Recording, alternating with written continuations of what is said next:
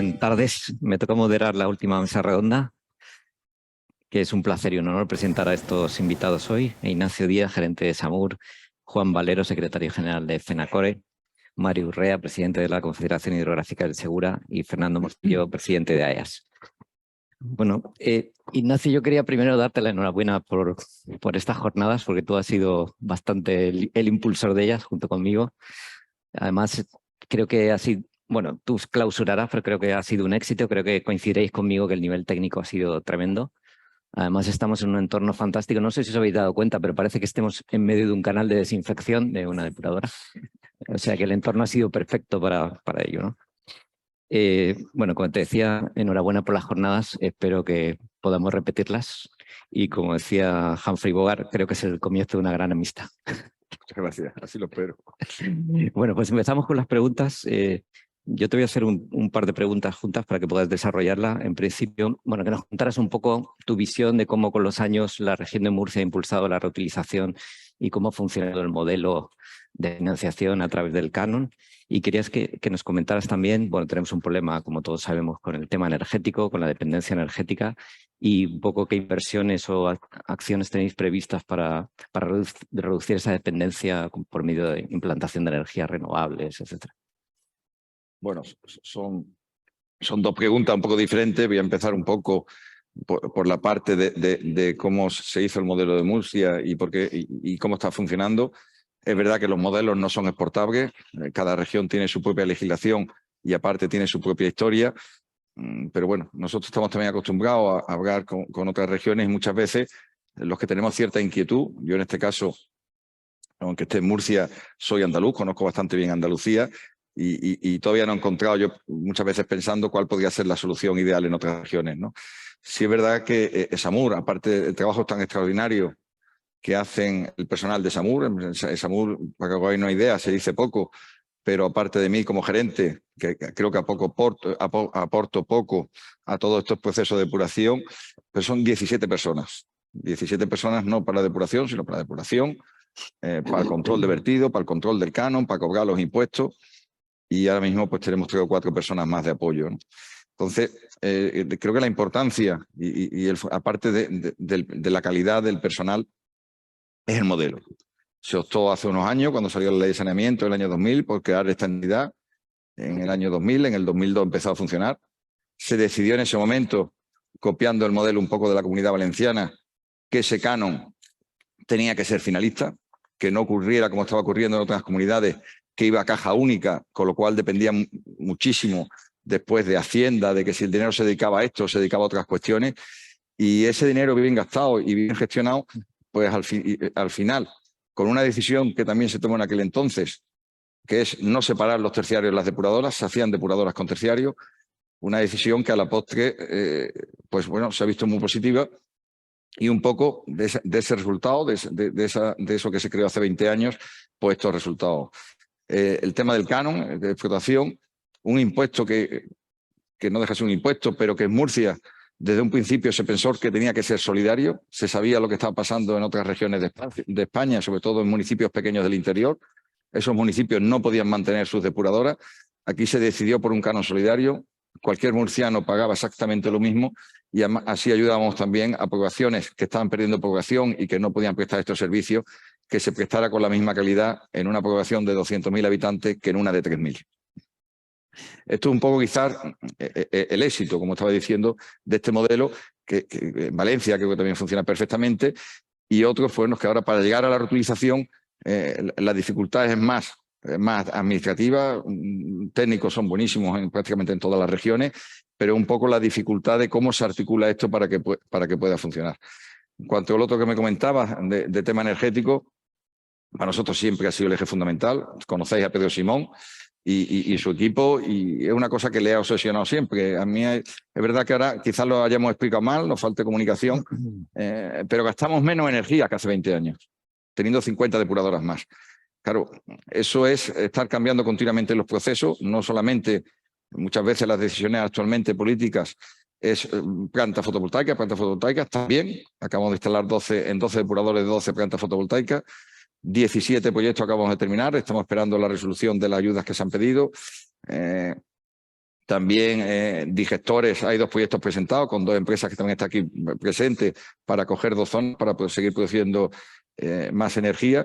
Entonces, es por un lado creértelo, creemos que tiene que haber una buena depuración, una buena reutilización de esas aguas, pero los costes pues nos han preocupado muchísimo. Llevamos además desde el año 17 sin subir tarifas.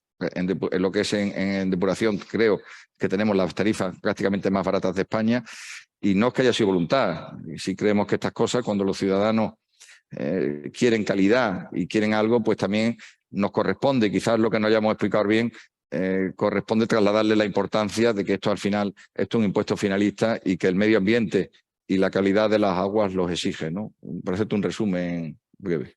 Muy bien, muchas gracias. Pues Juan Valero, bueno, el regadío español, sobre todo en el sur, este es un ejemplo a nivel mundial de la mezcla inteligente de aguas, desaladas, superficiales, reutilizadas. Vemos ahora que la nueva regulación pues, va a suponer un mayor esfuerzo quizá económico, ¿no? Hay gente que podría preguntar quién debería asumir esos costes de esta nueva regulación. Ahora me gustaría saber tu opinión, ¿no? Y también me gustaría que nos contaras, ¿crees que hay una aceptación plena por parte del regadío en el uso del agua reutilizada? ¿Se cree que de verdad es un agua segura, que tiene unas buenas condiciones para el regadío y que su precio es asequible? ¿Y esto está cambiando con el tiempo? ¿O ves que va a cambiar con esta nueva regulación? Y por último, ¿pensáis que vuestros consumidores, los consumidores que consumen esos productos agrícolas, tienen confianza en este tipo de aguas y en su calidad y que no hay ningún problema alimentario? Bueno, muchas gracias por las preguntas y por la invitación. Vamos a ver, yo creo que los regadíos en España en general estamos lógicamente a favor de la reutilización. Eso tiene grandes ventajas en el tema del agua, lógicamente.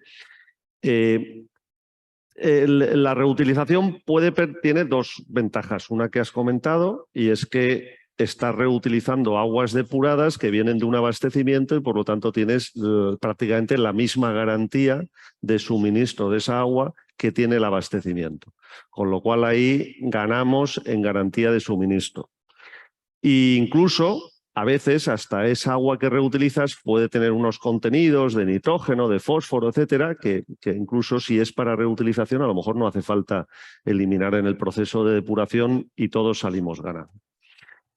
Eso con carácter general. Luego hay que ir a los casos concretos.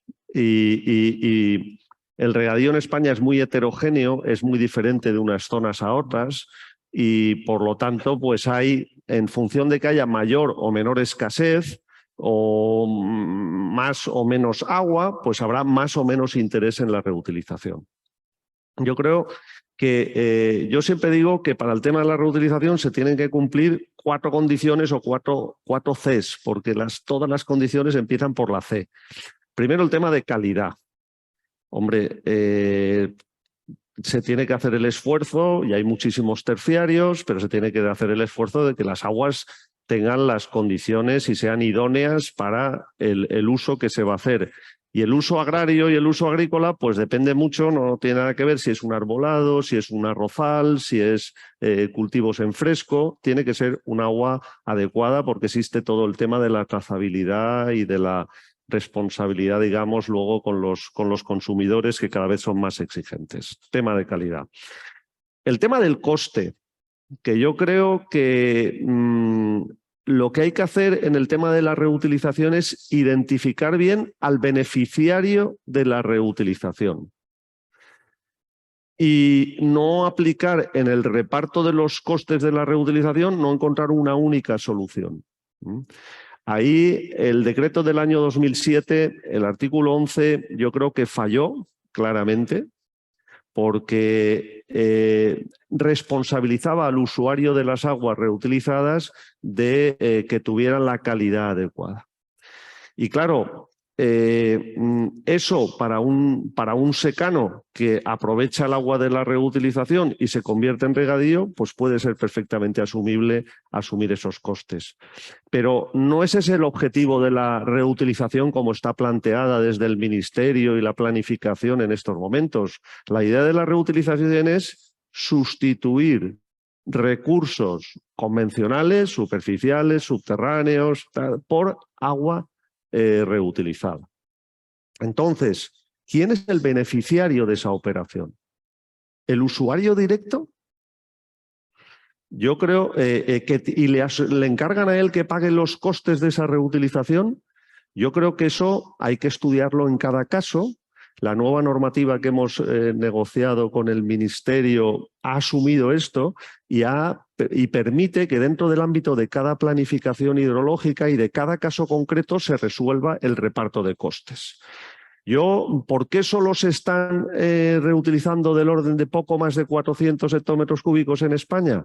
Porque esto no se ha planteado como una única solución, responsabilizando al usuario de los costes, al usuario directo, pero muchas veces hay un beneficiario de esa reutilización que es indirecto, que es el conjunto del sistema.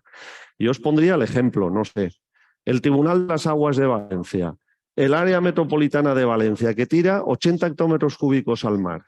¿Cómo le vas a cambiar a decir al regante del Tribunal de las Aguas que el agua tenga la calidad adecuada y que pague a lo mejor esa calidad adecuada? Y además que haga la infraestructura hasta subir el agua hasta su toma y que deje de tomar el agua del río y que pague los sobrecostes de la reutilización. Por eso no se ha incrementado la reutilización en España, porque yo creo que lo que podemos aportar los regantes para incrementar la reutilización es hacer uso de esa agua, que con los casos que se han contado aquí pueden ser muchos, pero básicamente es para el principal usuario del agua reutilizada, claramente pueden ser los regadíos, pero los costes, cuando se trata de permutar un agua de río o un agua subterránea por el agua de la reutilización, no se le pueden repercutir ese incremento de costes al usuario directo,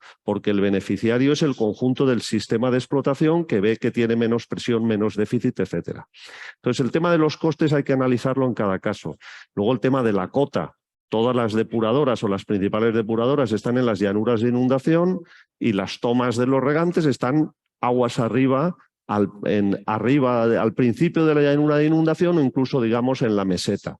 Y hay que elevar esas aguas y hacer esas infraestructuras y bombearlas allí. Pues eso se tiene que resolver cuando vas a permutar.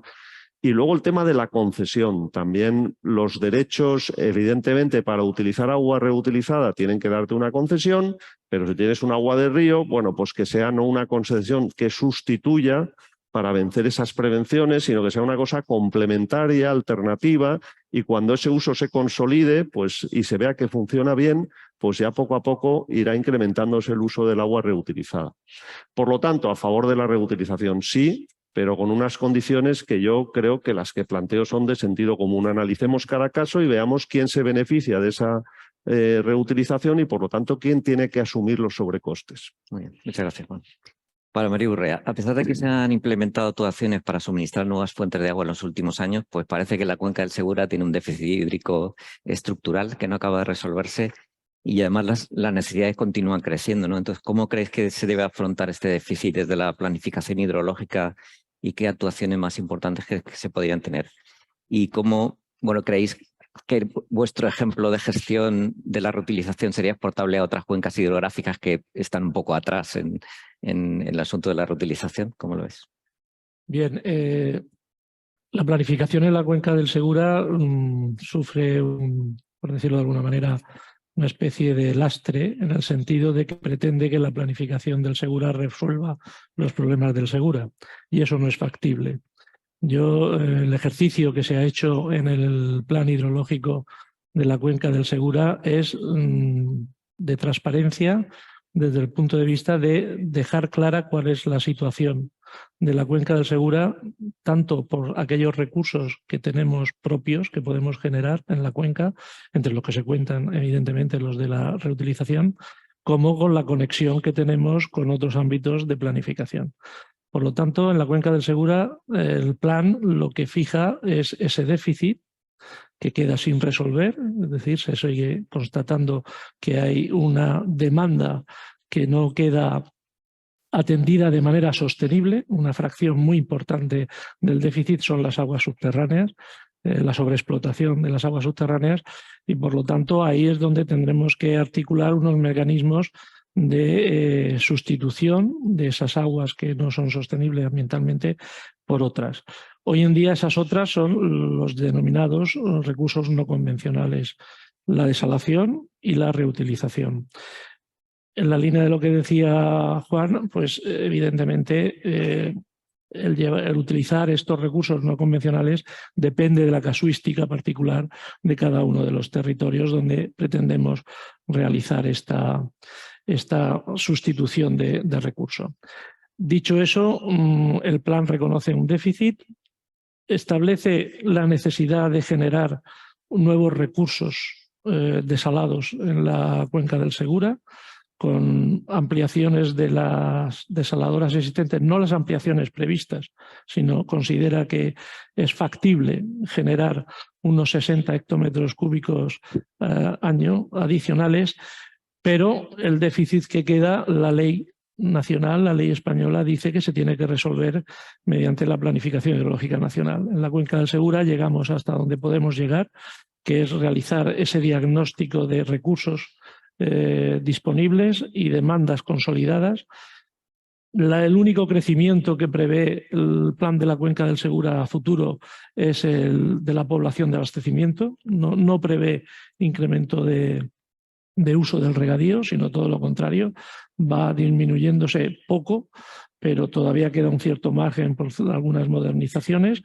Pero, como digo, en este momento el Ministerio lo que va a realizar en este periodo hasta el 2027 es ampliar toda la capacidad de desaladoras que hay pendiente y realizar toda una instalación de placas fotovoltaicas asociadas a estas plantas desaladoras para que la tarifa resultante sea soportable, pero como digo yo siempre, soportable dentro de un mix de agua, de un equilibrio de aguas entre las superficiales, las subterráneas, las trasvasadas, las desaladas y las reutilizadas. En el momento que ese mix pierda ese equilibrio, pues desde un punto de vista medioambiental y socioeconómico eso no funcionará. Por lo tanto, es muy importante este ciclo de planificación, llevar a cabo todas esas inversiones, y una cosa muy importante que ha quedado reflejado en el decreto de aprobación de los planes, ese programa de vigilancia que hay que realizar tanto en las cuencas cedentes como receptoras vinculadas al trasvase para ver los efectos tanto medioambientales como económicos en las dos cuencas, por si en el siguiente ciclo de planificación hubiera que realizar alguna actuación adicional. Muchas gracias. Y para Fernando, me gustaría oír tu opinión acerca del papel de los operadores en esta nueva regulación europea. ¿Crees que esta nueva regulación está clara la asignación de responsabilidad de cada uno de los actores? ¿Y crees que los operadores están preparados para afrontar en junio esta nueva regulación? ¿Y crees que el papel que se le asigna desde la regulación, los operadores están cómodos con ella? Sí, buenos días.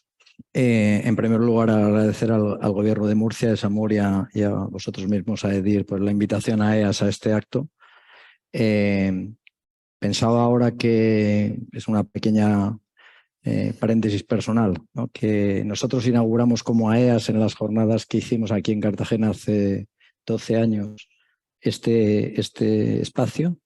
Desde mi punto de vista personal, como estoy transitando desde una función ejecutiva en AEAS hacia una más honorífica, pues casi es de los últimos actos que voy a cumplir, o sea que paréntesis por delante y por detrás, ¿no? A ver, los operadores somos empresas de servicio, con vocación de servicio público, y por lo tanto casi una de las propiedades o de las características que tenemos que tener es la adaptación a la prestación de esos servicios, ¿no? Por lo tanto, es obligado que hemos trabajado en adaptarse y en evolucionar hacia este nuevos procedimientos, nuevos mecanismos de gobernanza que están previstos en Europa. La verdad es que nos sentimos un poco solos al inicio del proceso de generación de este reglamento europeo, porque por alguna razón, pues España, que tenía que haber liderado y que lo hizo, se ha dicho esta mañana y lo hace todavía, junto con Malta en los grupos de trabajo y demás, realmente fue un liderazgo más formal que real, porque el único que sabía en Europa de reutilización era España. Y no llegamos a tiempo ni de influir suficientemente, ni casi nuestras administraciones públicas estuvieron atentas a eso. Digo esto con un cierto grado de crítica constructiva, porque en el fondo hoy estamos viendo que en otro instrumento que está ahora trabajando, que es el borrador de aguas residuales, pues curiosamente han cambiado mucho las cosas. De momento se está muy preocupado desde el Estado español en estar presente, en atender y tal, cosa que nosotros no solo no teníamos, decía esa Soledad, tenía que ver con que no solo no nos amparaba casi nuestra administración pública, sino que es que nuestros colegas operadores europeos tampoco entendían de qué estábamos hablando, porque ninguno tenía experiencia, ¿no? Salvo Malta, que era el otro. Bueno. Yo quiero aquí agradecer muchísimo a 3 personas que han estado, o por lo menos ayer estaban en la sala y algunos con ponencias, como Gary Villalanda por su tremendo trabajo, como Pedro Simón por la ayuda que en su momento estableció, y Philippe Rouget, que también estaba aquí, que era el secretario de la Comisión Quinta hace pocas semanas, por su tremendo trabajo de intentar influir desde el punto de vista técnico en ese reglamento. El papel de los operadores en Europa es que se entiende de otra manera como lo entendemos aquí, ¿no?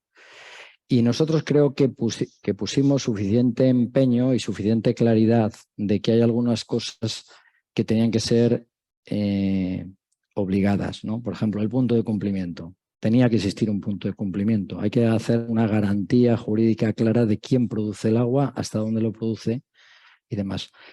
Somos empresas que estamos muy acostumbrados, por otro lado, a convenir y acordar con otros actores, en este caso podrán ser el usuario final, podrán ser otros operadores, que así lo habla Europa, que no es frecuente en España, pero puede haber operadores de acumulación o de depósito y de distribución, que no tienen por qué ser los mismos, ¿no?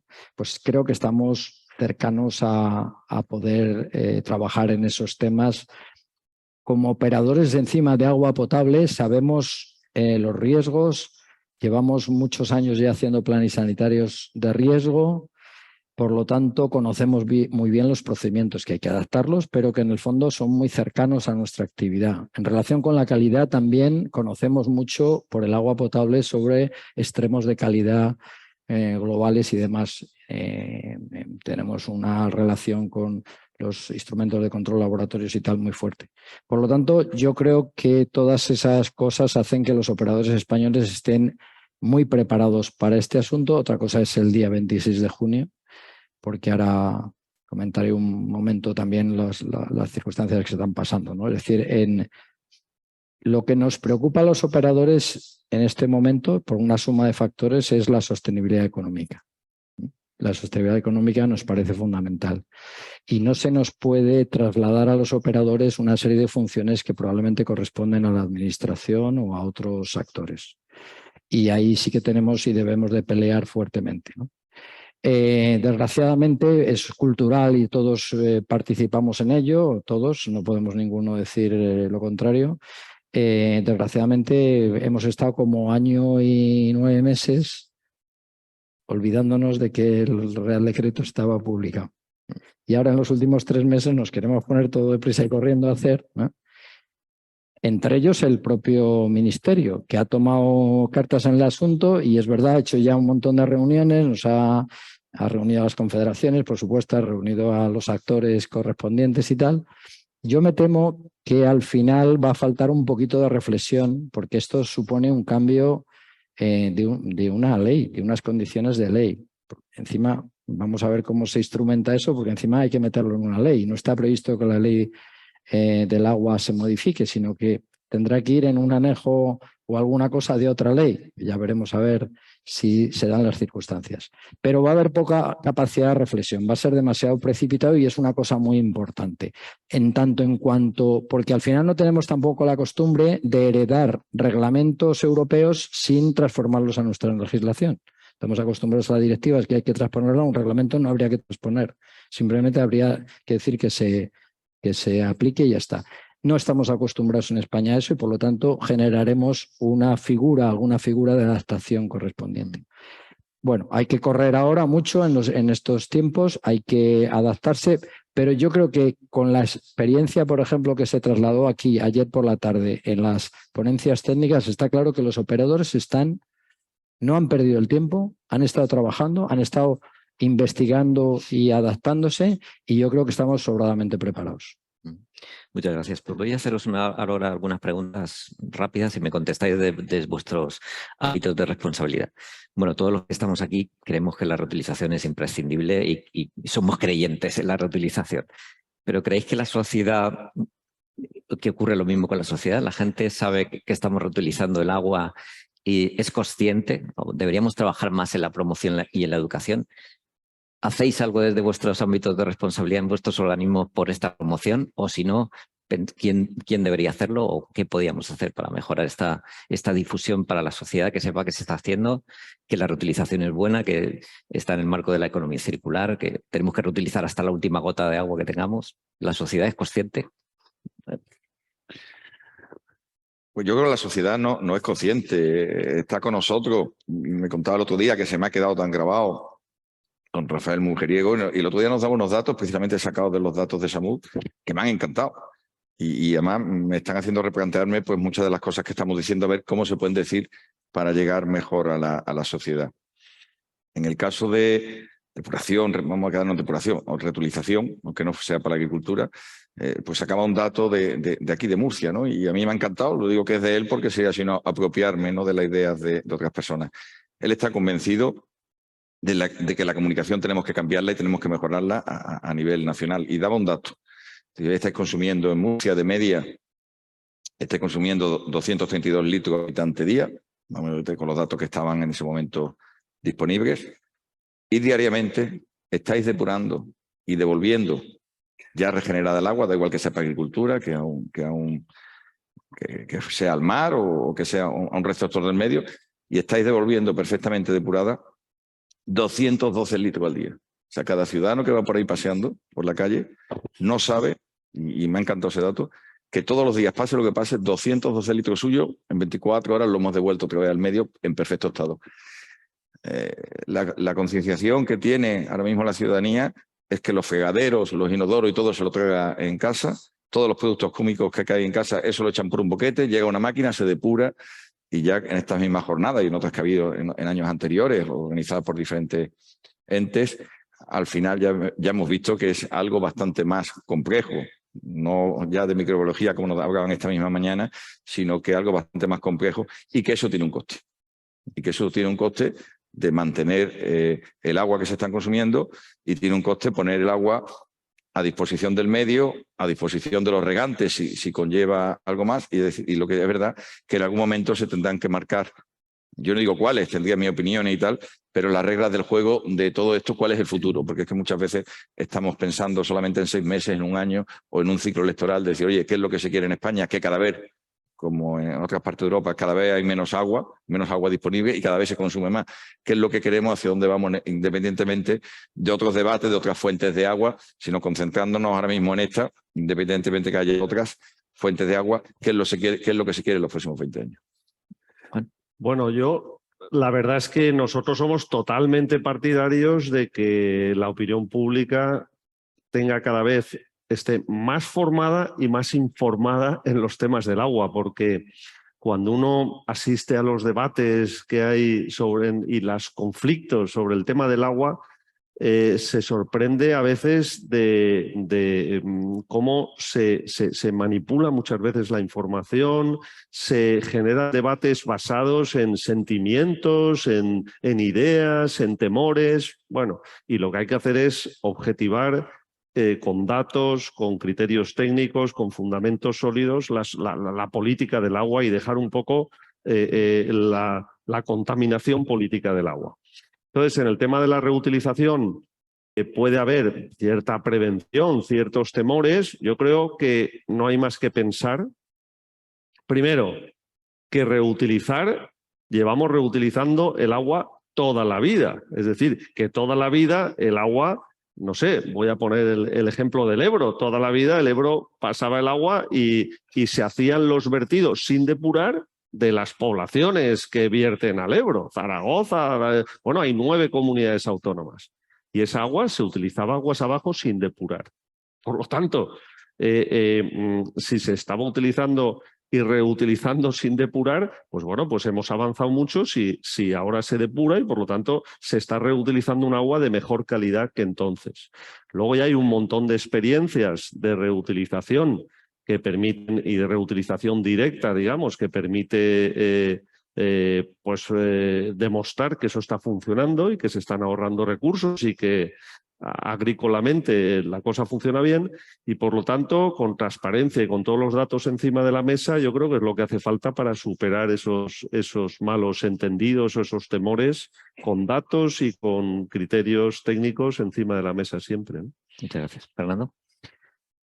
Vamos a ver, yo creo que el tema de la transparencia y la comunicación es fundamental y por así decir, si hay un error que hayamos cometido en AEAS, por ejemplo, es no haber conseguido que nuestras administraciones públicas en general asuman eso y que conste que lo hemos intentado, pero no lo hemos conseguido, por lo tanto es un déficit que tenemos.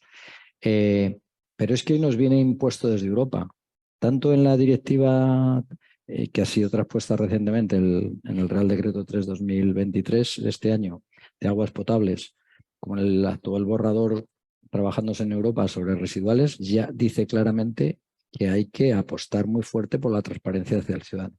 Yo realmente no creo que respecto de la reutilización, toda vez que además tenemos una legislación del 2007 que impide determinados usos que podría suscitar como problemas al ciudadano de a pie, yo creo que nadie está preocupado en exceso sobre ese asunto de la reutilización. Creo que más bien el problema está en la sostenibilidad económica que decía, a la cual se refería también antes, sobre a quién corresponde actuar. Porque uno de los problemas de que no evolucione o que no haya evolucionado casi desde el 2007 aquí el incremento, yo creo que es más bien de gobernanza económica. Es decir, no tenemos los instrumentos que permitan o sustituir el agua o ponerlo en precio que tiene que ser, vamos a decir, político, porque no puede ser el real, porque si no nadie la utilizará, teniendo agua en este momento. A lo mejor dentro de 20 años no estamos en la misma situación y hay que usarla toda y al precio que sea porque no tenemos otra. Pero de momento no, y eso hace que esos mecanismos de gobernanza que no están bien trabados, bueno, aquí yo desde luego soy partidario de lo que dice la directiva marco europea, ¿no? Es decir, el coste del agua también habría que incluir el coste del recurso. Sé que esto es como una herejía, en mi profesión es muy herético, sin duda, porque estamos acostumbrados a que el agua, el recurso es público, es gratuito, solo se pagan en todo caso las obras de regulación y tal, pero no dice eso Europa. Dice que hay que incluir el coste del recurso. Entonces, con un esquema más holístico, más integral, en donde el coste del recurso estuviera considerado, porque al final es un bien económico, aunque sea un bien público, es un bien económico porque es el caso, y esa es la definición de bien económico, habría que considerar un mecanismo de adecuado reparto. Y eso es una decisión muy política, pero también muy social, en el sentido de que, bueno, si no hay agua en un sitio hay que darles agua.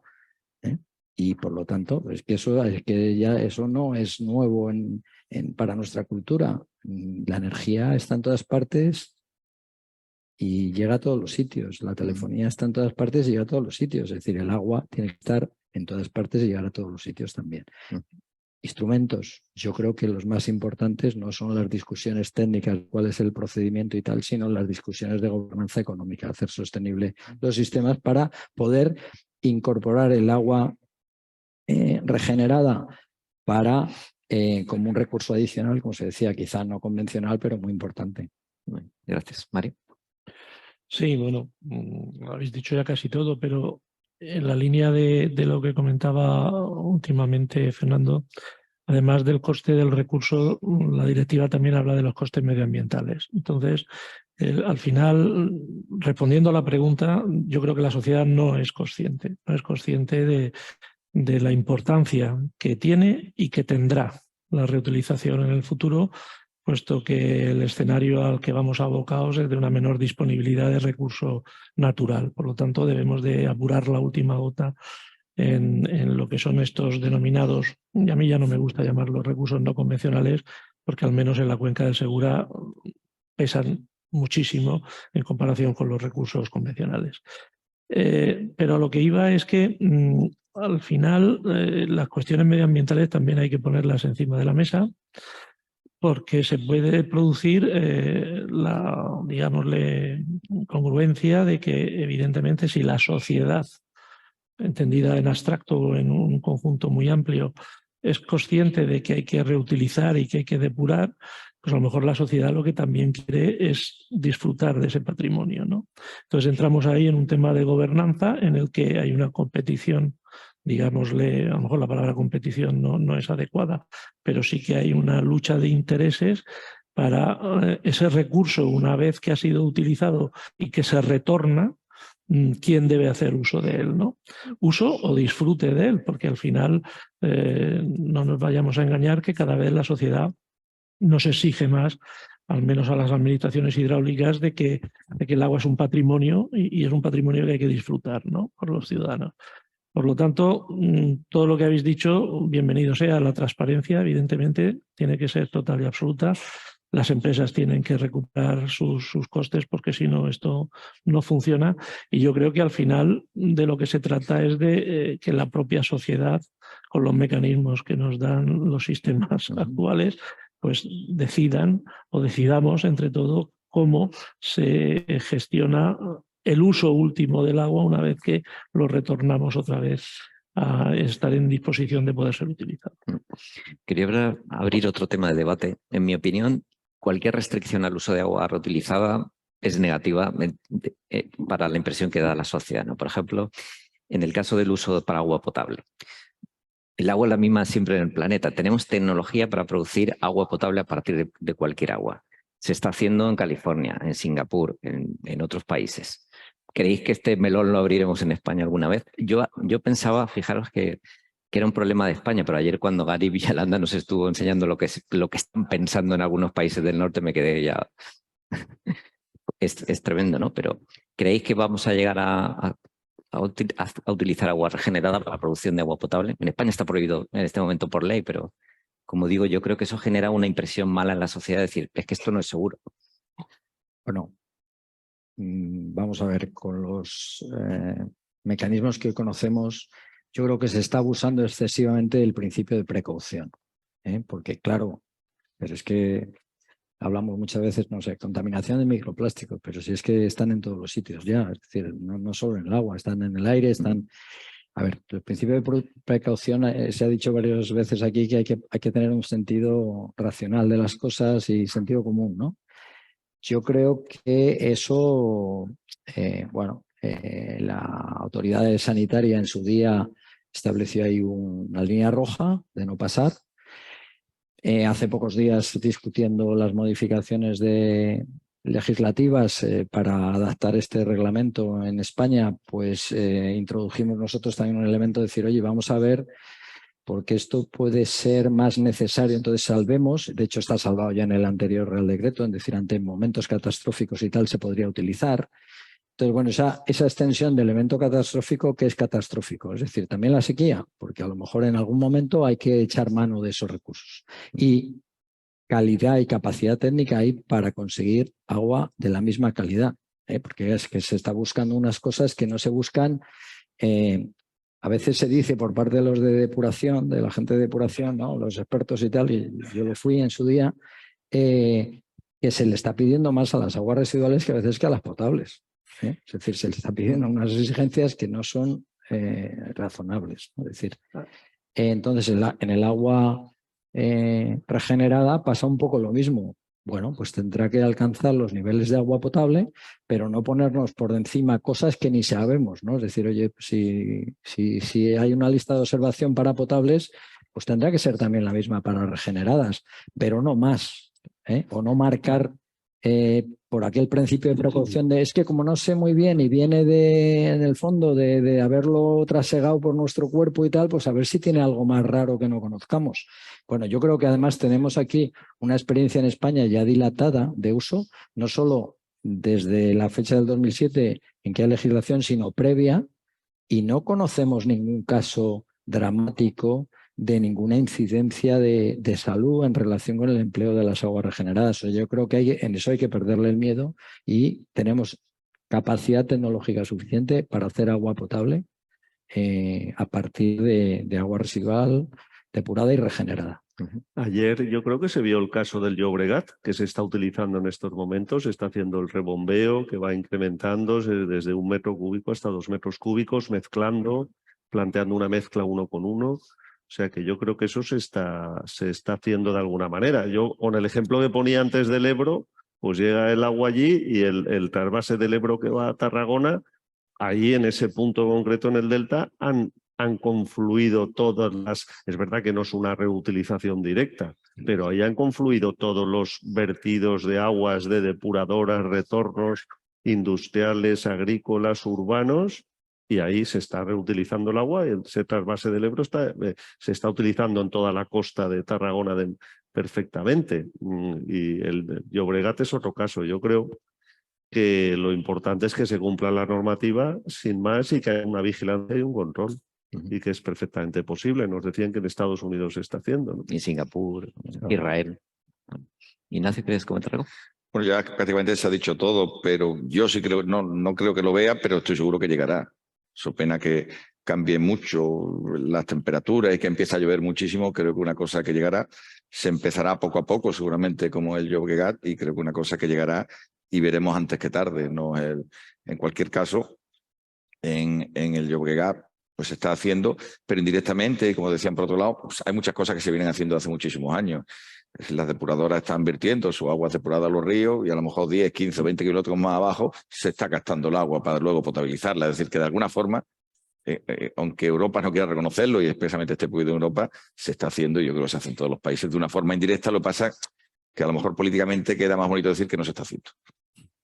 Mario, ¿quieres comentarlo?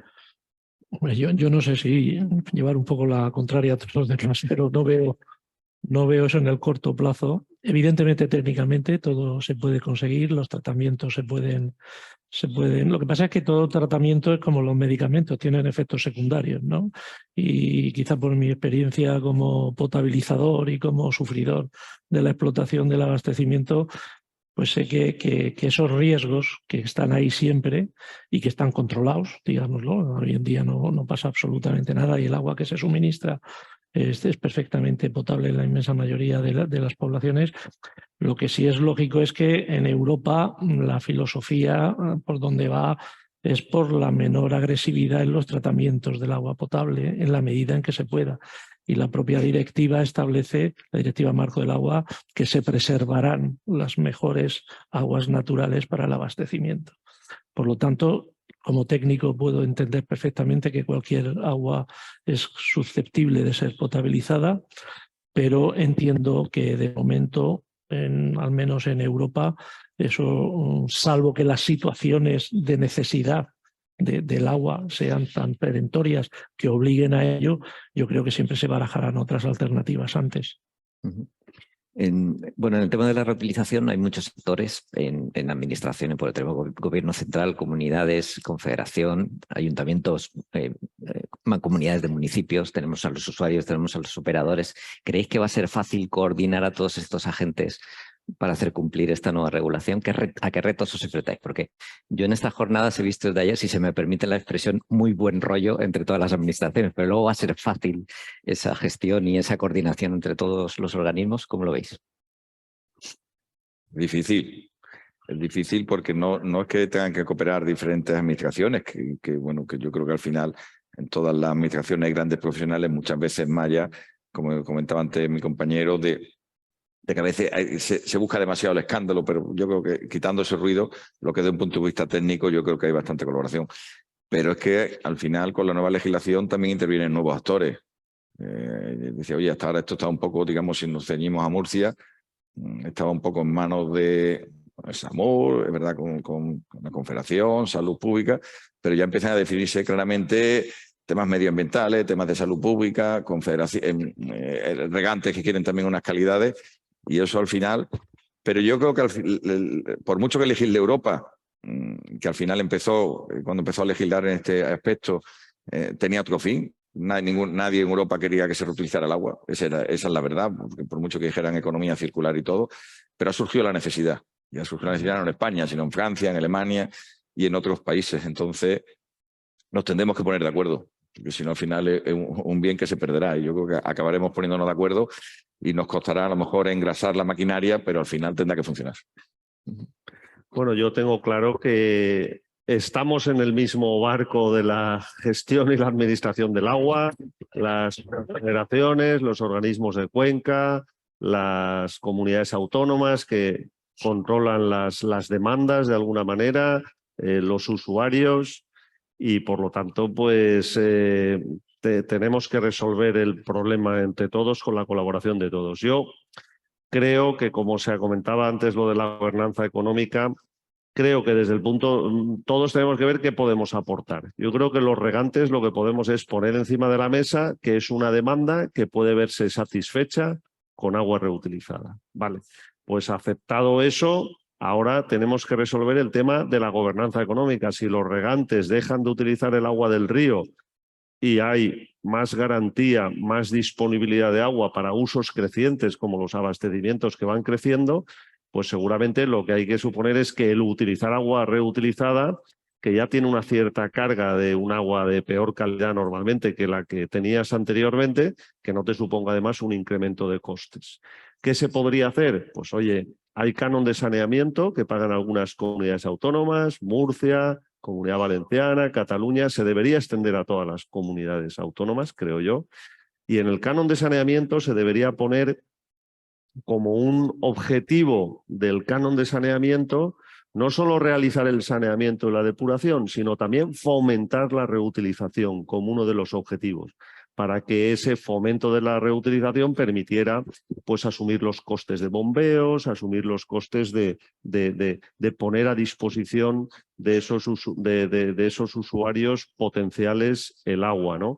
Y en definitiva, el mundo del agua es muy complejo y lo que no se puede encontrar es una solución para todos, no. Vamos a analizar caso por caso y en el marco de la planificación con la Confederación vamos a resolver cómo, quién es el beneficiario de cada operación, de cada reutilización y por lo tanto quién debe pagarla.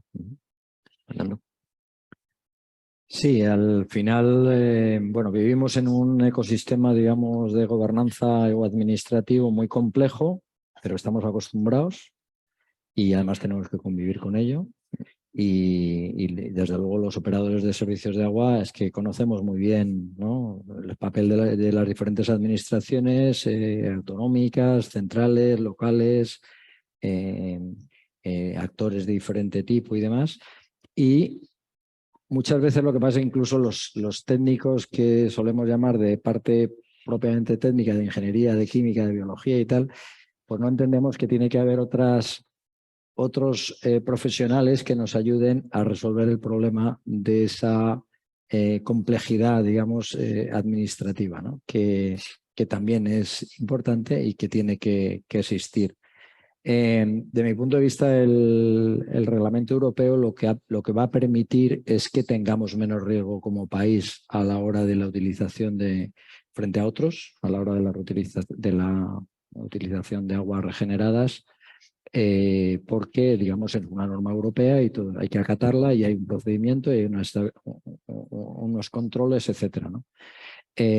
Al final tenemos que poner un poquito más de recursos económicos respecto de un bien tan importante como es el agua, no solo en esto, sino en multitud de cosas, y tenemos que trasladarlo al ciudadano, ¿no? Yo siempre suelo sacar del bolsillo una moneda de 1 céntimo y pregunto, ¿no?, ¿y con esto cuánto creéis que nos dan en nuestra casa y nos retiran? Pues resulta que el resultado son 5 litros, ¿no? O sea, con 1 céntimo, que es una moneda que si tú ves por el suelo y no la recoges, son 5 litros. Estamos pagando poquísimo por el agua. Entonces, y es un bien básico, vital.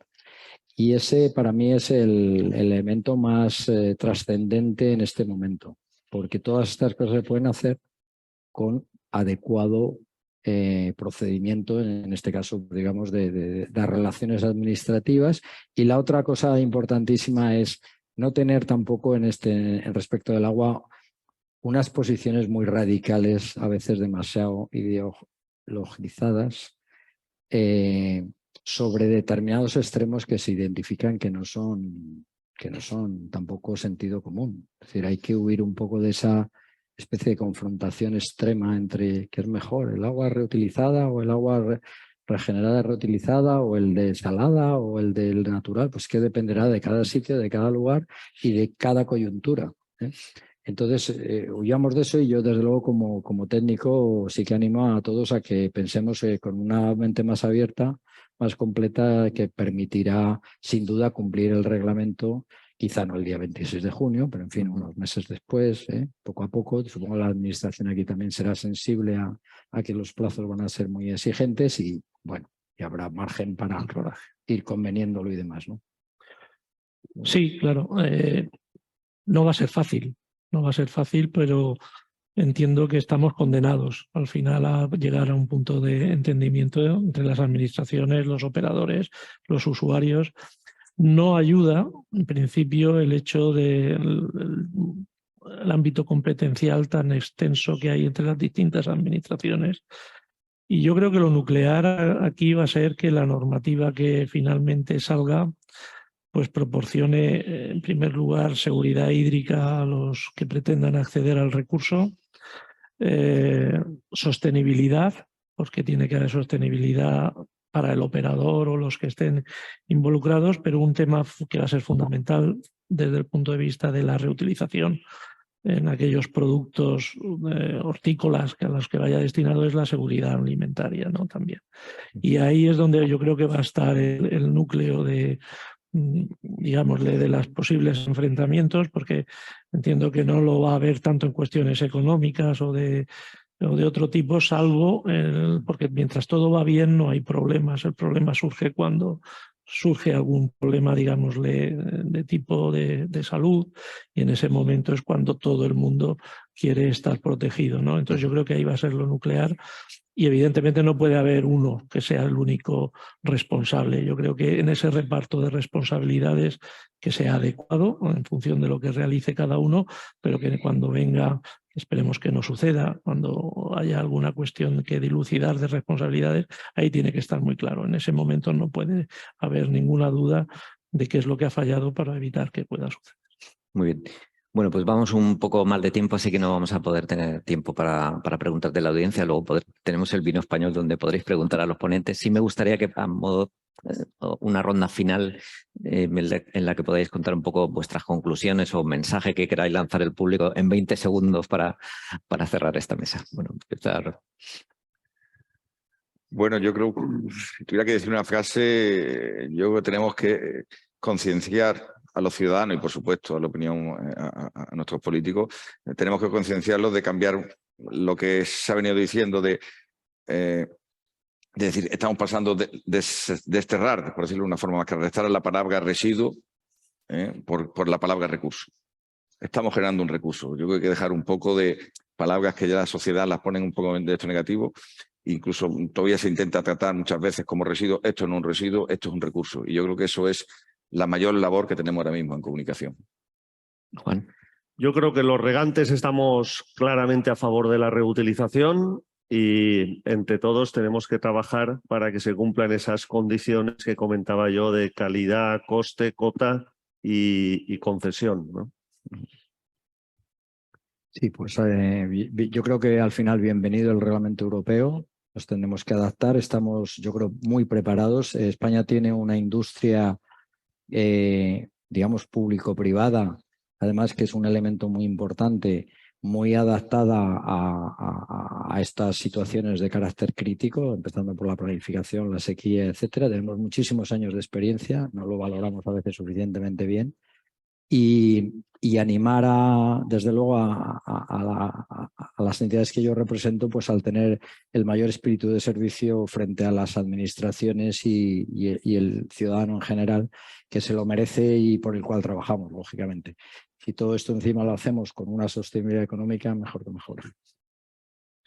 Bien, yo creo que por buscar una frase corta, lo importante sería poderle trasladar o que la sociedad al final sea consciente del valor del agua. Es decir, el valor.